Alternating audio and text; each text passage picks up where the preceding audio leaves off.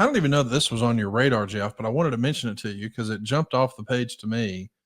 Right up the road from you in Kentucky, starting today, and I guess for like the next 2 years, there's going to be a Miss Elizabeth exhibit in Kentucky at the Capital City Museum. I guess the exhibit is called The Lovely Miss Elizabeth, the First Lady of Wrestling. This is open Monday through Saturday from 10 a.m. to 4 p.m. It's free entry, but man, the idea that this is happening in Frankfort, Kentucky, an exhibit for 2 years celebrating Miss Elizabeth that opens today as you and I are recording March 31st. I didn't see this coming, but hey, I think this is cool, man. Imagine if more towns sort of leaned in and celebrated the wrestling history in that community. This could be the start of something that maybe other communities see and think is a nice little cost effective attraction. Why Wow. not? What do you think of this? Connie, first off, don't go to a one shot. How did you hear about this? I was tagged on social media and thought, man, this is pretty cool. And then I did some research and saw, yeah, it's like a 2 year long deal celebrating Miss Elizabeth. And I thought, man, that's such a great idea. And I don't mean this disrespectful to Miss Elizabeth. I think everyone my age grew up and she was such a big part of our fandom as a kid. She was a central figure for a lot of major storylines. But it's like, hey, if they can do this for Miss Elizabeth, I hope other places do this for other wrestlers. Like, we've all seen the Jerry Lawler stuff at the casinos in Mississippi and in Memphis, but he was obviously an icon of the area. But this sort of same thing could exist. And I know Hogan has his beat shop, so that's a different thing. But you get where I'm going. If Definitely. more local communities would celebrate, like, hey, Bobby Heenan's from here and so, that'd be cool. Wait, and I want to come back to Liz, but before I forget this, did you send it to, or somebody else send it to me about some kind of state law, state bill? Oh yeah, the Ric Flair Act. Yeah, so that's something that we should talk about. There was a bill introduced at the state level in North Carolina to see about the viability of a pro wrestling Hall of Fame, like a physical Hall of Fame in North Carolina, and they were voting on whether or not they wanted to spend $500,000 to determine whether or not that was viable for the community, which I thought was crazy expensive to figure that out, but okay. But the bill was nicknamed in North Carolina the Ric Flair Act, and I thought, what a cool homage that is. A few years ago, I don't know that we would have seen some of this popping up, but as of course wrestling rises in popularity and pop culture and becomes more and more mainstream, maybe we'll see more of this. I mean, Miss Elizabeth in Frankfort, Kentucky, shout out. So and I'm going to come back to Liz, but do you know the first thing I thought of on the Carolina Act and spending that money and all this?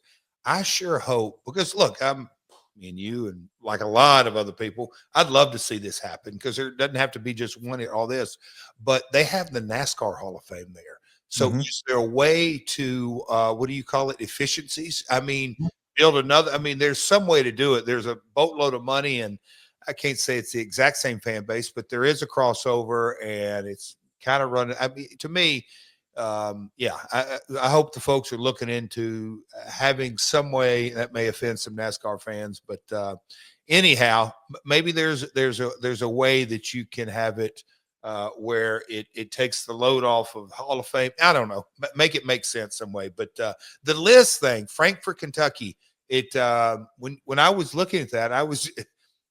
Man, if there was a camera shot of me, I was kind of like amazed. I'm like, you got to be kidding me. First time I ever remember hearing this, I was in, I don't know, 9th or 10th grade. Eddie Marlin reference to my dad, hey, Savage's girlfriend.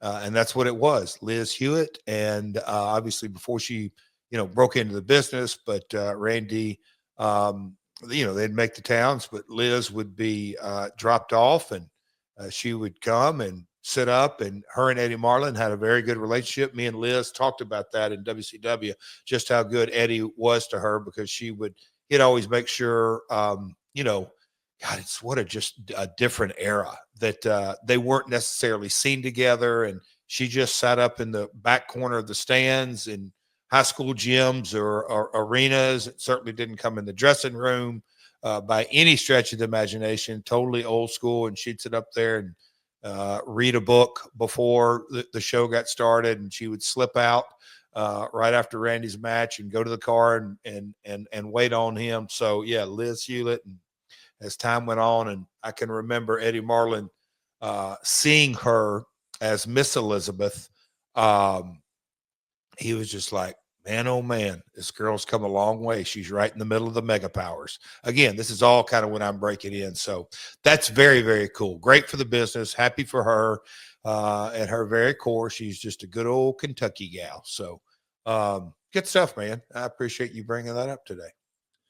Hey, something else I wanted to bring up. There was an announcement made over the weekend that I guess is going to make Bret Hart the first ever 3-time WWE Hall of Famer. I guess Ric Flair was the first to say he did it twice, once as an individual, then as the Four Horsemen. But now we've got a few double Hall of Famers. But Bret will take his place as a 3-time Hall of Famer as the WWE introduces not just the Hart Foundation, not just Bret Hart, but a match from WrestleMania. They're calling it the Immortal Moment.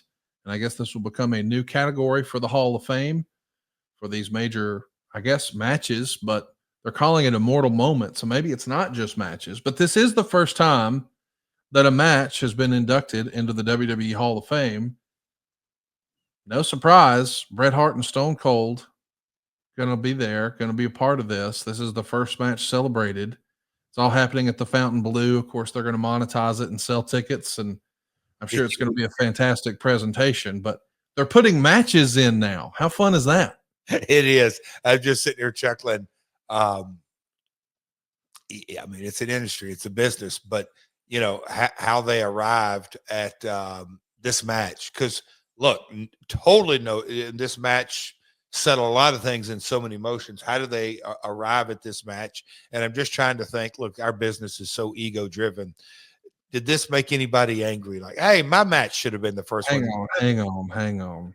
Are you acting like you don't know exactly why this match was announced? We got to get Steve Austin there somehow. Oh, look at you pretending like, oh, I wonder, gee willikers, how could this happen? Well, no, I'm just saying that they looked at their menu for the weekend, and lots of folks, look, Stone Cold could just be saying, I'm making an appearance, and it would be just fine. But no, but how do you twist his arm and get him to do it? Like, how do you get a guy who's always marched to the beat of his own drummer, who has FU money, to leave his house and do something he's not thrilled to do, that he doesn't want to do? You can't get him to. But in deference and appreciation and being thankful to Bret, he's not going to say, piss on Bret, I'm no showing. So WWE says, great news, Steve. We're putting you in the Hall of Fame. I'm already in the Hall of Fame. We're putting a match in. Not interested. It's with you and Bret. What day and time, motherfucker? That's what happened. How do we get Steve Austin to WrestleMania? Make it Bret's idea. Let's go. Jacob Silva. I'm from Bulls Gap, Tennessee. I was looking for a house, and Jason, when I talked to him, it seemed like he knew a lot about what he was talking about, and he was a big help with anything I ever needed. My first time buying a house, so I didn't know what I was getting into. It was a good experience. I closed actually a week earlier than planned. Anytime I needed help with anything or had any questions, he'd answer right away and help me learn a lot too.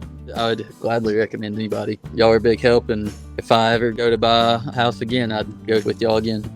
My name is Jacob Stimmel, and I got into my first home with the team at SaveWithConrad.com. NMLS number 2129, Equal Housing Lender. SaveWithConrad.com.